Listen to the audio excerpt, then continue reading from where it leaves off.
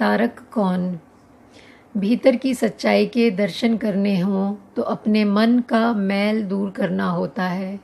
भव सागर से पार उतरना हो, दुख सागर से पार उतरना हो तो चित्त को विकारों से विमुक्त करना होता है। चित्त विकारों में डूबा रहे और हम समझें कि मुक्त हो जाएंगे, यह नहीं होता। बंधन किस बात का है? विकारों का ही तो बंधन है। मुक्ति किससे है? विकारों से ही तो मुक्ति है। विकार कायम रहे और हम समझे कि हम मुक्त हो जाएंगे तो धोखा ही होगा। किसी ने कहा नदी का परला तट बड़ा सुहावना है, परंतु उसके दर्शन के लिए हमें स्वयं सारी नदी पार करनी होगी। नदी के इस तट पर बैठे हम कल्पना करते रहें कि उस और का तट इतना मनोरम है, इतना सुहावना है, इतना कल्याणकारी है। केवल कल्पना ही करते रहें तो उसके दर्शन नहीं कर पाएंगे, साक्षात्कार नहीं कर पाएंगे। नदी के इस तट पर बैठा व्यक्ति कामना करता रहे कि ऐ नदी के वह तट, मैं तुझे देखना चाहता हूँ, मैं तेरे दर्शन करना चाहता हूँ, मैं तेरा सुख भोगना चाहता हूँ। ऐ नदी के वह तट, तू यहाँ आ जा, तू मुझे दर्शन दे दे। सारे जीवन रोता रह जाएगा, सारे जीवन प्रार्थना करता रह जाएगा। नदी का वह तट यहाँ आने वाला नहीं है, आ ही नहीं सकता।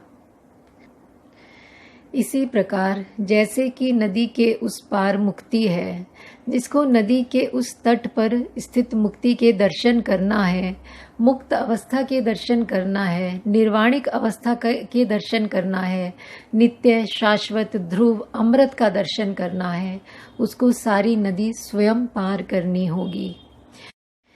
कोई अन्य व्यक्ति पार करे और उसका लाभ मुझे मिल जाए, ऐसा नहीं हो सकता। कुदरत का कानून ऐसा होने नहीं देता। जिसे मुक्ति का अनुभव करना है उसे स्वयं संसार सागर पार करना पड़ेगा, उस पार स्वयं पहुंचना पड़ेगा। इसके लिए मन को निर्मल करना पड़ेगा। जो निज चित तजे न विकारा, सो कैसे होवे भव पारा।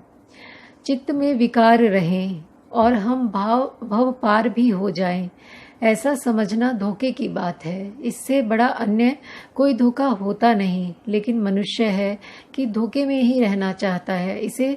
इस भुलावे में ही रहना चाहता है कि मुझ में अनेकों दोष हों, मेरा मन अत्यंत मैला हो, राग द्वेष और मोह से भरा हो, क्रोध वासना और अहंकार से भरा हो, फिर भी किसी की मुझ पर कृपा हो जाए, कोई मुझ पर कृपा कर दे और तार दे। ऐसे कृपा करने वाला कोई अवश्य है और वह मुझे अवश्य तार देगा। मुझ पर तो उसकी कृपा हो ही जाएगी।